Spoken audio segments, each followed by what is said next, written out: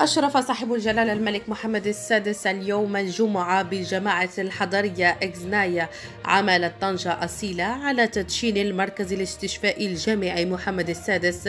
وهو قطب طبي سيمكن بفضل كليته للطب والصيدلة من هيكلة عرض العلاجات على صعيد جهة طنجة تطوان الحسيمة، وجلب كفاءة طبية جديدة وتوفير تكوين متطور لفائدة الأجيال الجديدة من المهنيين. ويعكس هذا المركز الاستشفائي الجامعي الذي تفضل جلالة الملك فأطلق عليه اسمه الكريم العناية الموصولة التي يحيط بها جلالته القطاع الصحي، لا سيما من خلال تطوير البنية التحتية الاستشفائية وتعزيز وتحسين جودة الخدمات الصحية الأساسية وتقريبها من المواطنين. كما يشهد إنجازه على الدور المركزي الذي يوليه صاحب الجلالة لتنمية قدرات الموارد البشرية في هذا القطاع الحيوي،